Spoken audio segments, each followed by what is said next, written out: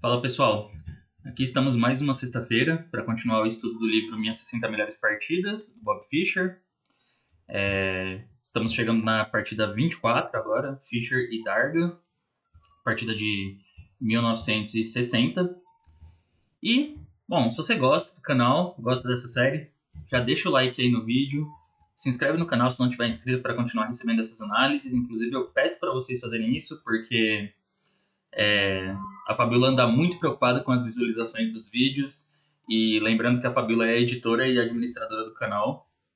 E é ela que fica pegando no meu pé pra eu continuar gravando os vídeos e fala, tô ficando sem vídeo, tenho que fazer mais.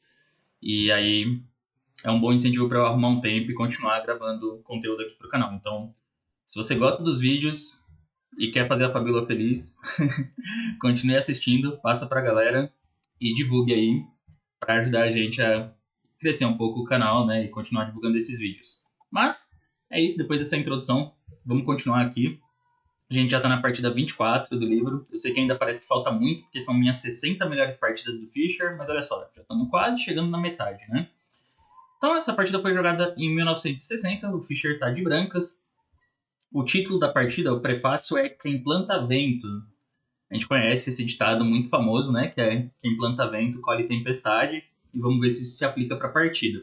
Eu vou ler um pouquinho da introdução. Sempre tento fazer isso sem dar nenhum spoiler da partida, né? Para não estragar os momentos interessantes. Então a gente vai ver que essa partida ela também é caracterizada pela variante Winauer da francesa, que não é por coincidência que o Fischer coloca logo depois da partida que ele jogou contra o Tal, né? Que foi a anterior, também foi na variante Winauer. Esse prefácio é sempre escrito pelo grande mestre Larry Evans. E aí ele fala o seguinte, uma coisa que eu já tinha dito também na partida anterior, nos comentários da partida do Fischer contra o Tal. A variante Winauer tem sido para Fischer uma constante fonte de problemas, de dor de cabeça, né? Que tem enfrentado muitas dificuldades para romper sua dura defesa. Mesmo seus sucessos contra ela têm sido pouco convincentes, e isso não surpreende, pois sua insistência no mesmo sistema permite que seus adversários preparem muito bem contra ele. Então a gente sabe já, a essa altura já ficou claro, né, que o Fischer era um jogador muito bem preparado, mas ele tinha um repertório muito fechado e muito limitado. Né? Ele se mantinha muito fiéis às próprias linhas. A gente está falando de uma era pré-computador que era muito mais fácil de fazer isso. Hoje em dia já é bem mais difícil você ver um cara da elite assim que joga sempre as mesmas aberturas, né? É muito fácil de preparar com o computador, então um jogador, digamos, de uns 2,750, se ele tiver só duas aberturas, ele fica um alvo muito fácil de preparação, tanto para os adversários da mesma força que ele, quanto até para um cara de 2.500, assim, que consegue preparar muito facilmente hoje com supercomputadores. A gente tem como exemplos recentes, já no século XXI, jogadores como Svidler, Vacher Lagrave, que jogaram durante muitos anos as mesmas defesas, né? O Svidler com a Grunfeld e o Lagrave com a Grunfeld também, e a Najdorf de pretas. Porém, esses casos são cada vez mais raros hoje em dia. E aí é aí que a coisa fica pegada na elite, né? Os caras têm que ter muitas aberturas para evitarem ser surpreendidos pelos adversários. O Nepo também durante muito tempo jogava só Naidor, que hoje em dia já tem Petrov. Então os caras começam a variar uma hora ou outra porque não dá para manter sempre jogando as mesmas coisas. Mas na época do Fischer não tinha computador e o Fischer era um monstro da preparação, né? Ele aprofundava muito os sistemas que ele jogava e ele conhecia muito bem as posições. Essa é uma das vantagens práticas de você repetir a mesma abertura muitas vezes. Depois de alguns anos, você se torna um grande especialista nas posições, você tem um feeling muito profundo, você consegue entender todas as nuances das linhas. É... Então você se torna um jogador muito mais profundo nas posições que você está repetindo sempre. Por outro lado, tem essa desvantagem de ser um jogador muito previsível e fácil de preparar contra. Né? A vantagem de ter muitas aberturas é que o cara ele fica mais imprevisível, então ele evita mais cair numa preparação. Por outro lado, ele vai ter um conhecimento mais superficial daquelas aberturas, né? Não vai ser nada muito aprofundado porque ele não está praticando elas com muita frequência. Enfim, tem prós e contras nos dois approaches aí, nas duas posturas.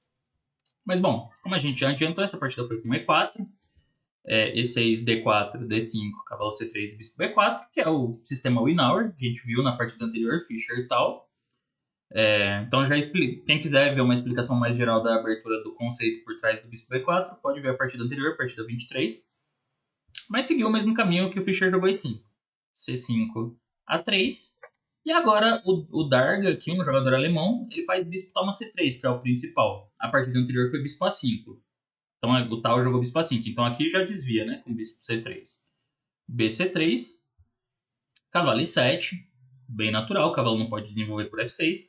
E agora o Fischer joga A4, que ele fala que é um lance interessante. Essa variante, ela foi muito jogada pelo Smyslov, Vassili Smyslov, principalmente no match dele contra o Botvinnik, e trouxe alguns resultados interessantes.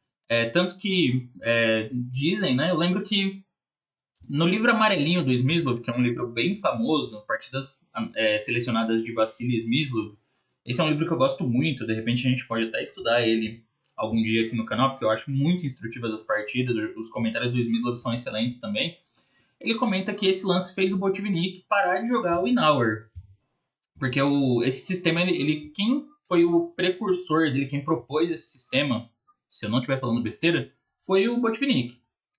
Que o Botvinnik jogava bastante francesa, né? E o Smyslov, ele gostava mais desse tratamento posicional. A4 é um lance para poder desenvolver o bispo por A3, que é bastante lógico, né? Já que as pretas não têm mais o bispo de F8, em vez de tirar o bispo por essa diagonal aqui, ele quer desenvolver por A3 e explorar as casas fracas que ficaram depois da troca em C3. Faz bastante sentido. Não sei como que tá a teoria disso aqui, tá? Eu não sou especialista nem de francesa, nem de Winauer de brancas, mas eu sei que hoje em dia o principal é dama G4, que é o lance mais crítico, assim, né? De longe. Ele ativa a dama e já coloca uma pressão em G7, explorando a ausência do bispo.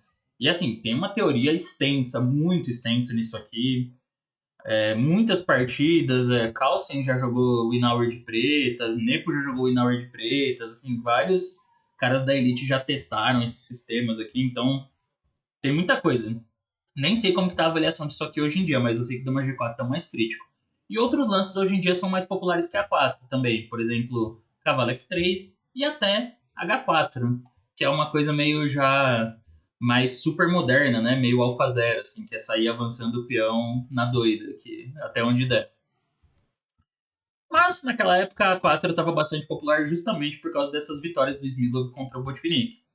E aqui o Darga jogou Dama C7, mas não é o principal esse, tá? O principal é cavalo de BC6. O Fischer comenta isso. Eu vou só dar uma passadinha rápida aqui para vocês verem, porque o Fischer coloca, ele comenta algumas partidas assim que ele joga, que ele jogou na Winauer, né? Para mostrar as experiências dele. Ele sempre faz isso, coloca nos comentários coloca várias partidas dele nas linhas.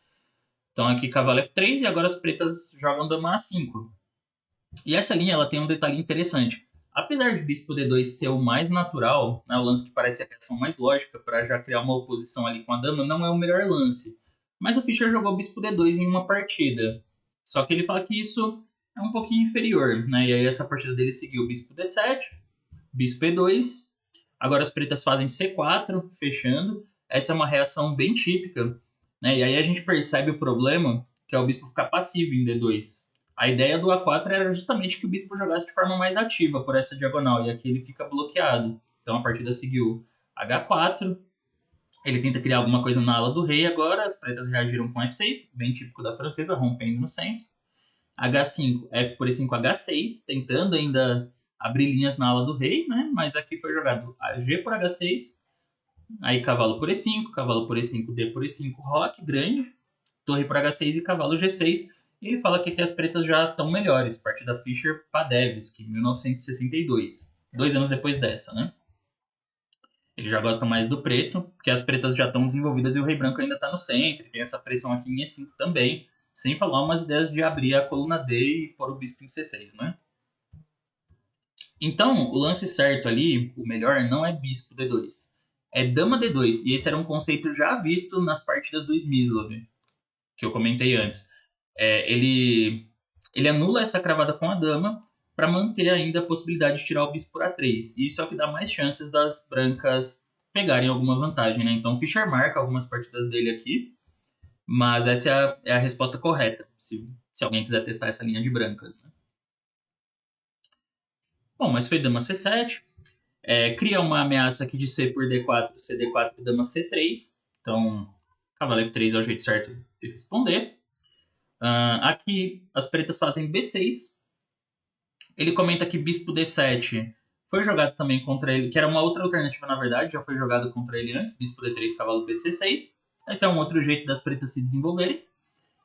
Mas nessa partida as pretas jogaram B6, que é uma continuação. Tem um plano bem comum aqui nessa posição, tá? Um lance bem temático. Então é a primeira posição que eu quero que vocês pensem um pouco, o que vocês jogariam de brancas. O jeito, a melhor forma de entender aqui o jeito que as brancas vão jogar agora é você prestar atenção, se perguntar qual é o plano das pretas, qual é a ideia das pretas com B6 e como que a gente pode lutar contra essa ideia. Então aí vocês podem descobrir qual foi o lance do Fischer aqui. Jogam as brancas.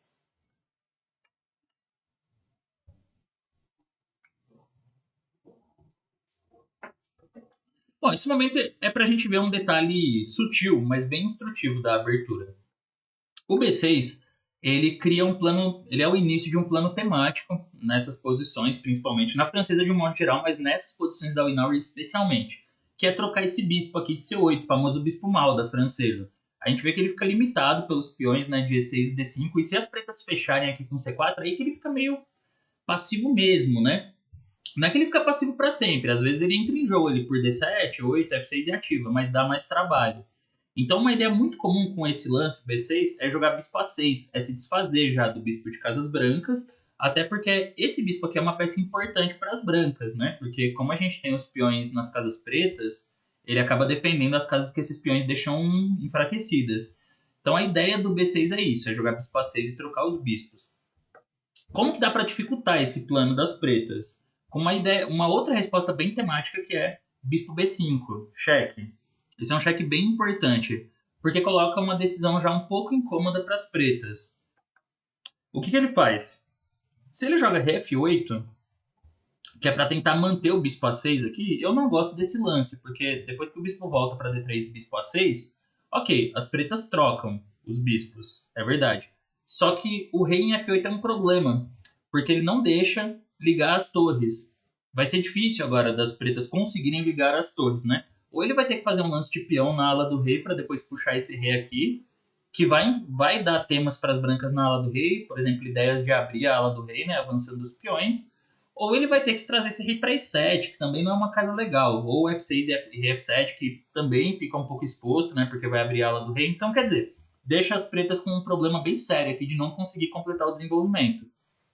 Muitas vezes, a gente pensa que o rei perder o roque e ficar no centro é ruim, porque você fica levando ataque, né? O lado que fica com o rei no centro.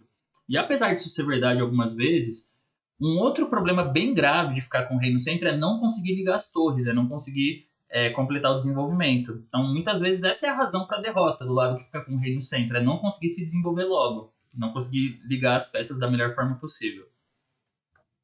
Se joga aqui cavalo de EC6, é interessante porque ele mantém também o bispo A6. Só que o deslocamento desse cavalo para C6 acaba deixando a ala do rei das pretas um pouco desamparada, né? Um pouco abandonada. Então as brancas têm um plano também temático que é roque, bispo A6 e agora jogar um cavalo G5. Esse lance é bem típico também, parece estranho, né? Mas o detalhe é que depois de H6 o cavalo volta para H3. E aí as brancas têm mais de um jeito de atacar nessa posição. Ou dá para jogar, por exemplo, dama G4, cavalo F4 e cavalo H5, ou dá para avançar o peão de F. E nos dois casos isso dá chances promissoras de ataque para as brancas. E tem o lance da partida, que é bispo D7, que é o mais normal. Só que aí justamente o objetivo do cheque era esse, era deslocar o bispo para D7. Agora ele volta o bispo para D3. Parece que gastou um tempo, né? Dois tempos, na verdade, bispo B5 e bispo D3, mas o objetivo era justamente deslocar esse bispo para D7 para que as pretas não tivessem o bispo A6 aqui, e aí o preto perde esse plano. Não adianta rocar, quer dizer, pode rocar, mas isso aqui é um pouco inofensivo, porque depois de bispo toma B5 e A B5, as pretas têm A5 aqui. Mas inclusive tem também A6. Acho que esse lance é totalmente jogável, porque apesar de ter a cravada por enquanto, as pretas vão conseguir liberar essa cravada mais cedo ou mais tarde, com torre A7 ou dama B7. Mas o Fischer comenta de uma partida que seguiu A5 e ele não conseguiu nenhuma vantagem. Foi cavalo G5, H6, cavalo H3, cavalo D7 e quando o cavalo F4, roque mesmo. Na verdade não é uma partida do Fischer, é uma partida Ivikov-Barney, mas ele fala que as pretas não tiveram nenhum problema aqui, tá tranquilo. Bom, ele voltou o bispo para D3 mesmo, que eu acho que é bom. E aqui foi cavalo de BC6. Aí ele comenta o quê? As pretas têm um tempo a mais nessa posição, né? A gente olha aqui, o preto está com conseguiu ganhar um tempo no desenvolvimento, basicamente, porque as brancas foram e voltaram com o bispo. Porém, ele tem também um peão em B6. E eu quero que vocês prestem muita atenção nessa observação do Fischer, que apesar de ele ter um tempo a mais, o peão está em B6, não está em B7. Porque a gente vai entender isso lá na frente, o que significa esse detalhe do peão estar em B6. Então aqui foi roque, e as pretas jogaram primeiro C4. Esse também é uma posição interessante, porque se as pretas fazem roque direto, é um erro bem grave já. E aí eu quero que vocês encontrem por que é um erro. Não é uma questão difícil, essa é bem simples, na verdade.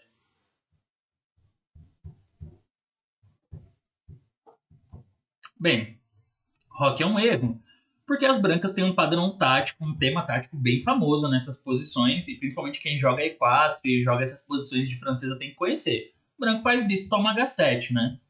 Se eu não me engano, chama presente grego esse sacrifício do bispo, alguma coisa assim. Bom, a gente costuma chamar de bispo toma H7 mesmo e já era. Porque rei por H7, cavalo G5 e tem um ataque decisivo já, né? A dama vindo aqui por H5. Ou se rei G6, dama G4, ou dama D3. Isso costuma levar um ataque bem ganhador, assim, muito fácil para as brancas. Por isso que ele joga C4, expulsando esse bispo de D3 da posição ativa dele. Porém, por outro lado, agora o centro fica muito estável, né? E geralmente quando a posição no centro fica bem estável, as brancas têm mais liberdade de atacar pela ala do rei. Além disso, com o peão em C4, esse bispo já costuma ser desenvolvido por A3, ele tem bastante perspectiva ali nessa diagonal, né? Principalmente por causa da casa D6. Bom, mas as pretas jogaram F6 agora. Essa é uma reação típica dessas posições. Depois que o centro fecha, o preto tenta romper aqui. Depois que ele joga C4, né, ele tenta romper em E5. E é interessante porque, apesar do rei preto estar no centro, ele está a um lance de rocar, né, para qualquer um dos lados. Ele ainda não definiu se ele vai rocar pequeno ou grande. Por isso que ele se dá o luxo de abrir o centro mesmo com o rei em E8. E também porque as brancas ainda não estão totalmente desenvolvidas para um ataque. Porém, o Fischer percebe que esse é um momento onde o jogo começa a ficar um pouco mais tenso no centro e que ele tem que tentar explorar o fato do rei preto ainda não estar tão seguro. Mas ele não tem, lógico, uma forma concreta de fazer isso. Então ele decide sacrificar um peão posicionalmente, né? Fazer um sacrifício posicional de peão com bispo A3, que é uma ideia interessante. O Fischer fala que ele percebeu que torre 1 era mais seguro, era mais sólido, assim, mais firme, né? Defendendo D5 por meios táticos, mas ele achou que não era um lance tão perigoso, assim, então para lutar por vantagem. Então ele decidiu entrar no sacrifício de peão, que é uma variante interessante também. E aqui foi F por E5, D por E5. Ele comenta aqui, cavalo por E5 não era perigoso para as pretas. Quem joga cavalo por E5 mesmo, D por E5 e dama E5, não precisa ter medo aqui de bispo toma E7 e rei por E7, o rei vai ficar bem seguro no centro. Então as brancas tentam jogar com torre 1, que essa sim parece, né, uma posição perigosa. Ele tem ideias como bispo G4 ou bispo H5 já ganhando a dama. Mas as pretas podem jogar dama por C3. E aí ele dá a seguinte variante: bispo G5, bispo H5 cheque, G6, bispo G4. Não dá para entrar nessa variante aqui, bispo toma E7, rei por E7, dama por D5, que pode parecer perigosa, né?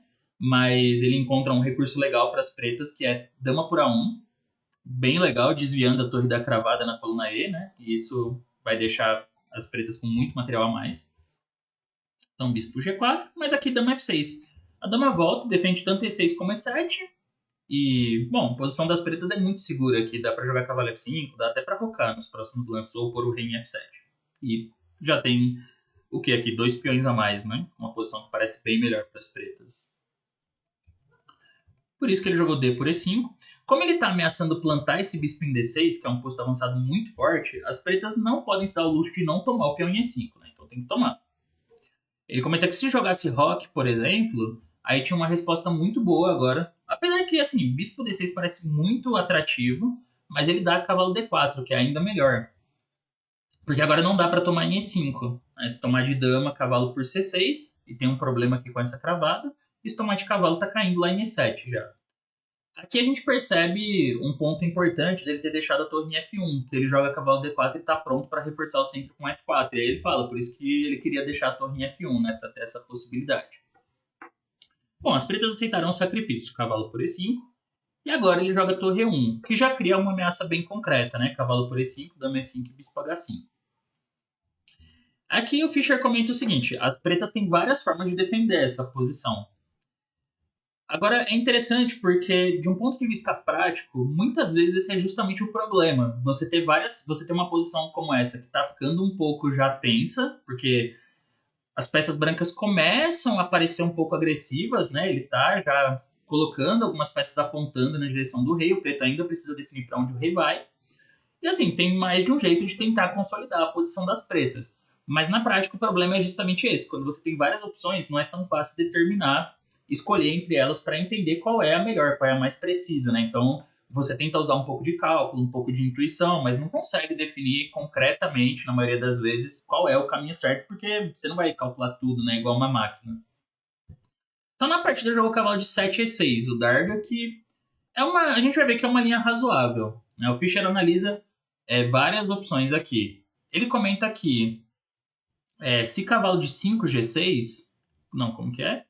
Se cavalo de 7 G6, cavalo por E5, cavalo por E5 F4 vai transpor para a partida, que na partida foi isso que seguiu.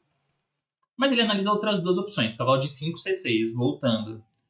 E agora ele dá uma variante bem complicada que eu nem passei com o computador, nem sei se está tudo certo, tá? Mas eu vou confiar na precisão do Fischer de sempre. Então ele dá cavalo G5, exclama, porque a ideia desse lance é dificultar o roque grande, né? Se rocar grande leva um cavalo F7, aqui leva um duplo.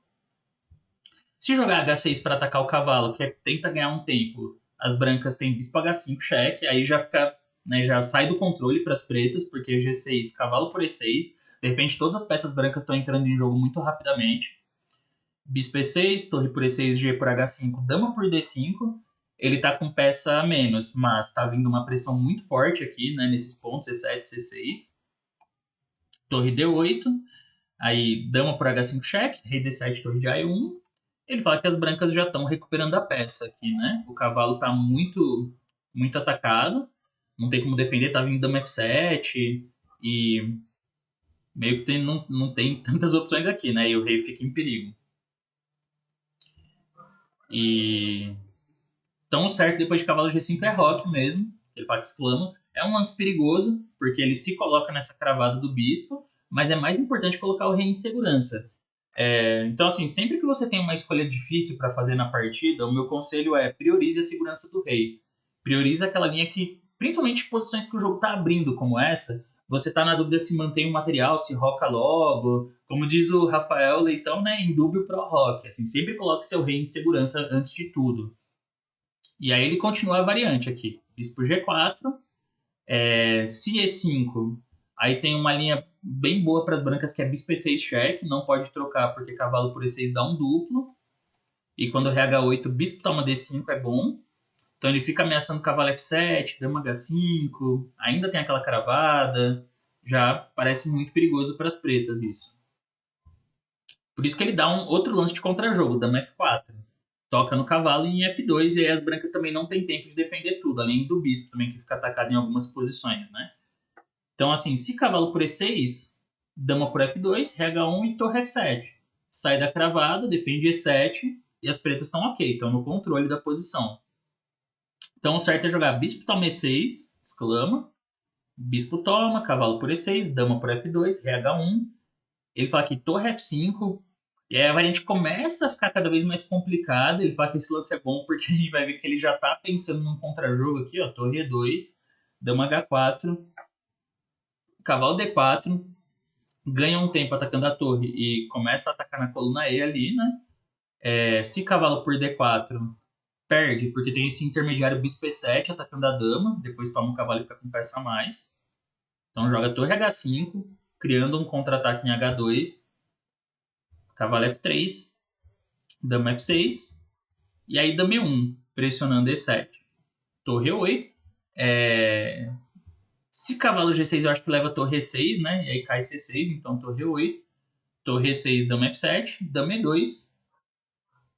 Já começa a ter uns temas ali na torre, mas torre H6. E agora ele fala torre E3 para torre E1, com uma cravada muito forte na coluna E, e diz o Fischer que aqui as pretas estão esmagadas. Eu deixo para os curiosos aí né, checar essas análises e ver se tem alguma defesa melhor para as pretas. Eu chuto que deve ter, porque a linha toda é muito longa, né? Ele começa analisando no lance 15 aqui, e me custa crer que tudo isso é forçado. Deve ter alguma melhora para as pretas no meio do caminho, mas a linha que ele dá termina com as pretas meio que perdendo uma peça forçada nos próximos lances ali, porque não tem o que fazer com o cavalinho E7 para salvar, né? Com o torre 1 chegando. E outra variante que ele analisa também é cavalo de 5G6, né? Aqui ele dá uma outra continuação legal. Ele fala que agora cavalo G5 já não é tão bom porque joga roque, e quando o bispo G4 tem aquele dama F4. Aí é diferente, né? O cavalo não tá em C6, mas ele tá em G6, e isso faz bastante diferença na defesa das pretas. Até porque ele tem o mesmo contra-jogo em F2 e esse cavalo pode ajudar no ataque, na ala do rei depois, num contra-ataque. Então, em vez disso, ele dá H4, um tema bem típico nessas posições, né, para tentar incomodar os cavalos ali. Cavalo C6, cavalo G5 e o ataque das brancas continua, né? Então, se roque, já leva cavalo F7, perde uma qualidade. Se bem que, mais uma vez, eu nem sei dizer aqui, às vezes, se você colocar no computador, ele manda sacrificar a qualidade de pretas e seguir bola, né? Tipo, cavalo por H4, puxa o cavalo para F5 e eu acho que deve ter compensação nisso aqui para as pretas, né? Não parece tão ruim. Se H6, aí ele dá cavalo por E6, muito bom esse lance, bispo E6, bispo por G4, e o ataque das pretas o ataque das brancas já é muito forte.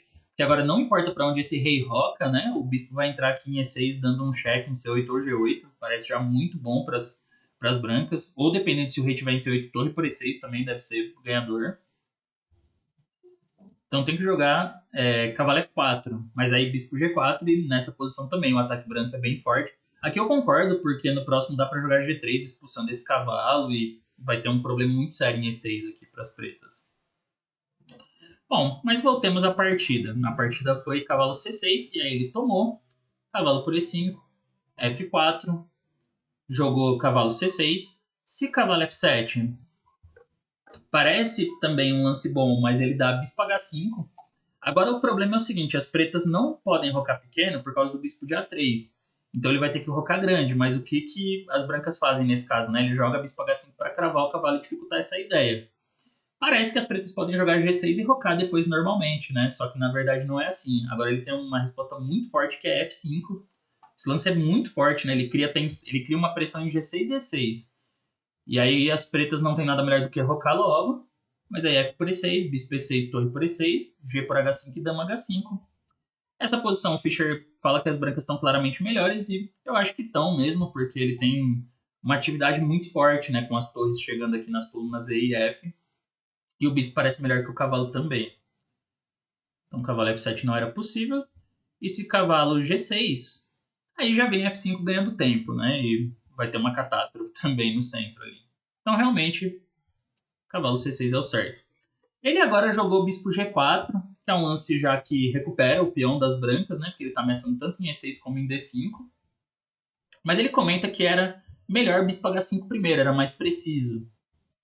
Afinal, as pretas não querem deixar o rei no centro, né? Então vai jogar G6 e agora bispo G4.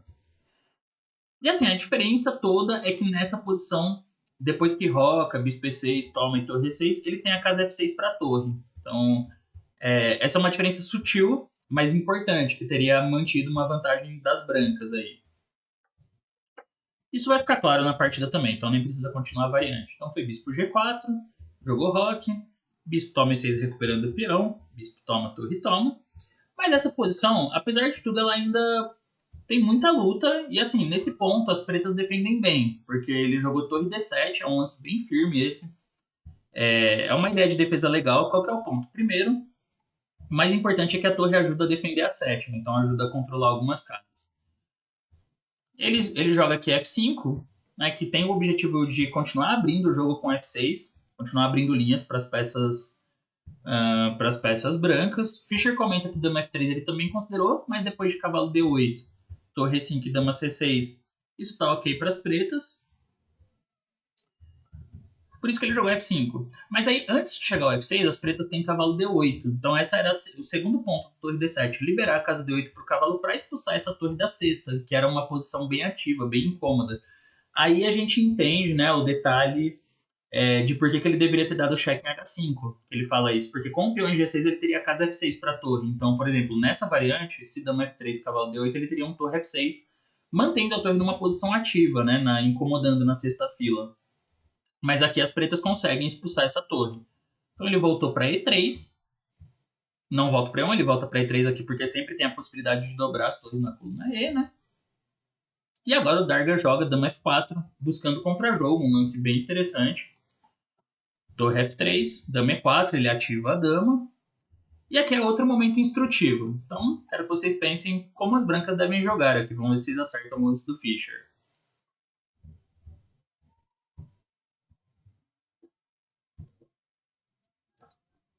Bem, como dá pra ver, as pretas até que montaram uma defesa sólida com a torre em D7 e o cavalo em D8. Ele conseguiu ativar a dama também, forçando a torre a vir para F3. Então isso, por hora, deu meio que uma descoordenada no jogo das brancas, né? Na posição ativa que as brancas tinham. O Fischer, percebendo isso, ele chega à conclusão de que ele precisa buscar alguma atividade de outra forma. Então ele encontra um jeito aqui de colocar uma pressão no campo das pretas com A5. E agora a gente consegue perceber o detalhe que eu falei lá atrás. Lembra quando ele comenta que as pretas ganharam um tempo na abertura, mas ele tem um peão em B6 agora e não em B7. E isso parece um detalhe meio irrelevante lá atrás, lá na abertura. Mas agora fica claro que o problema de ter o peão em B6 é que as brancas podem considerar sempre o avanço do peão de A para colocar uma tensão na ala da dama e tentar criar linhas abertas em direção ao rei preto. Então esse é o ponto sutil do peão estar em B6. Você pode usar ele como um ponto de atrito, como né, não sei direito qual que é a expressão em português. Eu costumo falar um ponto de atrito, assim, né? Mas é um ponto de ruptura, para tentar abrir linhas em direção ao rei preto. Afinal, agora as pretas já definiram a posição do rei ali em C8. E o erro das pretas nessa partida, assim, até aqui estava ok o jeito que as pretas estão jogando.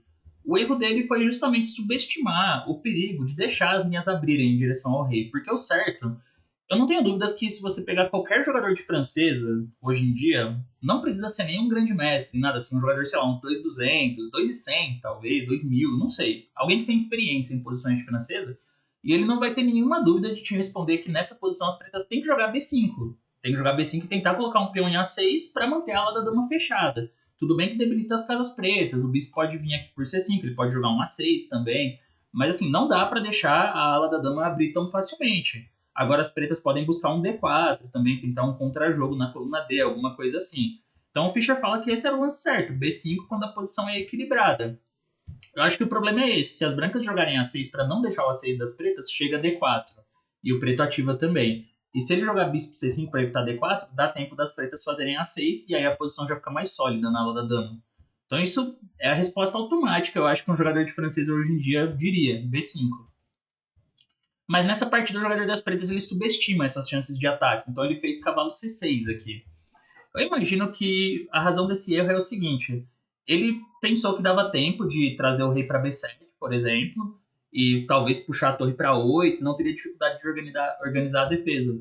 E também com o cavalo em C6 ele já está tentando chegar rápido com esse contra-jogo em D4 ou cavalo E5, alguma coisa assim. Mas esse é meio que o erro decisivo já, né? Subestimar a força da ruptura ali na ala da dama é um erro muito sério. E aí eu volto naquilo que eu falei já lá atrás. Sempre priorizar a segurança do rei, principalmente quando a gente está considerando rupturas, né, na ala que o seu rei está. Sempre você pensar isso facilita ou dificulta o acesso das peças adversárias à posição do meu rei. Se você concluir que está abrindo linhas de forma desfavorável, você tem que evitar. Porque, bom, A por B6, A por B6. Ele já ganhou uma coluna aberta, que é a coluna A, né? Então, de repente, a torre A1 que estava passiva já parece ativa, já parece perigosa. A partir desse momento, o Fischer ele conduz de forma muito instrutiva e muito precisa o ataque. Então, quero que vocês tentem encontrar também o melhor jeito de coordenar as peças brancas. Começando nessa posição, qual é a jogada mais precisa?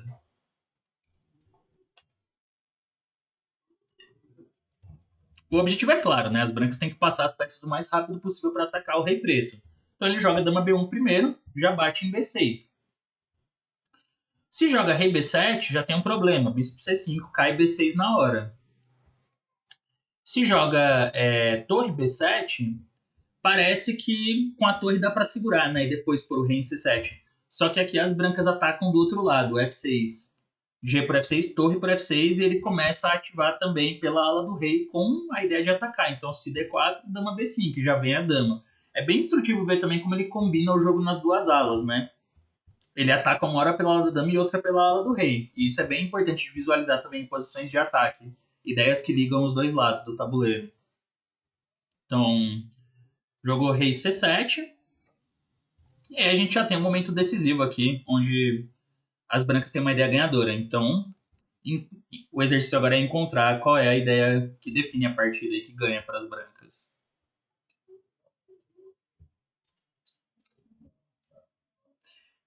O caminho para encontrar a solução aqui é o seguinte: quando a gente está tentando atacar, uma pergunta que você tem que se fazer no ataque é: qual é o jeito mais fácil ou mais, né, mais enérgico, mais preciso de eu incluir todas as minhas peças no ataque? Né? O que eu tenho que fazer para melhorar as minhas peças para colocar todas elas no ataque? E você se perguntar: que peça que não está participando do ataque nesse momento? Aqui não é tão claro, porque as brancas meio que não têm muitas peças ainda participando do ataque, né? A dama está pressionando, mas as torres e o bispo ainda não estão fazendo muita coisa. Então o ideal é você sempre procurar lances que consigam trazer o máximo de peças possível para ajudar a aumentar a pressão no campo adversário. E se você pensar dessa forma, não fica tão difícil de encontrar o lance da partida, que foi bispo C1. Porque o bispo já fez um bom trabalho nessa diagonal, que foi não deixar as pretas rocarem pequeno, né? Mas agora ele não está fazendo muita coisa em A3. Então ele reposiciona o bispo para uma diagonal bem mais ativa, que é na casa F4, e ao mesmo tempo ele libera a coluna A para a torre. Então com esse lance ele consegue incluir duas peças de uma vez no ataque, agora ele já tem três peças pressionando o rei preto. E realmente as pretas não tem como segurar essa posição. Então jogou dama E1 cheque, mas por exemplo, se cavalo E5, bispo F4, torre E8, aqui dama B5. E a gente vê que a pressão é muito forte, né? Ele já está ameaçando torre A7 ganhando. E não tem muita coisa que as pretas possam fazer contra isso. Então deu um cheque em E1, torre F1, dama por C3, mas aí foi bispo F4, rei B7 e dama B5, um lance simples e que já força o abandono das pretas. Basicamente ele ameaça mate em A6, né? Dama A6 mate. E não tem cavalo B8, porque aí bispo toma B8 tirando a defesa da torre de D7. Então uma partida bem instrutiva, né, no ataque, nesse tema do ataque. Eu acho que mostra também o perigo de subestimar essas rupturas, né, na ala que o rei tá, que você está querendo manter seu rei. Porque é isso que o Evans comenta lá no prefácio da partida. Ele fala que a jogada F6 na abertura, ela força o Fischer a especular com um sacrifício de peão com o bispo A3, mas assim, é um sacrifício muito interessante. Eu acho que se colocar no computador hoje em dia deve ser talvez o lance mais forte da posição, que o bispo A3 é a melhor chance de lutar por uma vantagem. Ele ainda joga bem, depois joga com uma certa precisão e consegue organizar bem a defesa, torre D7, cavalo D8, mas o problema foi ele ter subestimado a força do A5 ali, da abertura de linhas na ala da dama. Depois disso, né, o Fischer pega o ataque e a partida. É interessante a gente ver como a partida é decidida muito rapidamente depois disso, porque. Depois de A5 e cavalo C6, A5 foi jogado no lance 24. E a partida termina no lance 30, né? 6 jogadas depois. Então, realmente, a posição das pretas colapsa muito rápido depois que abre a ala da dama. Por isso que ele fala quem planta vento, né? Que é colhe tempestade, que é justamente não ter prestado atenção nos perigos depois do A5 das brancas. Ele termina falando que dessa forma, mais uma vez, o Fischer mostra sua energia usual que compensa a incapacidade de obter uma vantagem na abertura. Esse é um ponto que eu já observei várias vezes, né? Eu já falei em várias partidas aqui do livro, que o Fischer ele é muito conhecido por ser um jogador extremamente teórico e preparado, e a gente fica com a impressão de que ele ganhava todas as partidas na abertura, por ser melhor preparado que os adversários.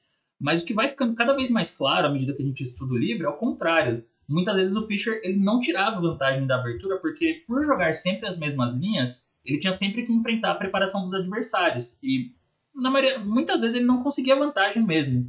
Só que ele compensava isso colocando muita energia nos lances, assim, muita força nos planos e aquela coisa de estar sempre buscando uma ideia que incomoda o adversário. E aliado a isso, ele tinha uma precisão incrível quando ele pegava vantagem, né?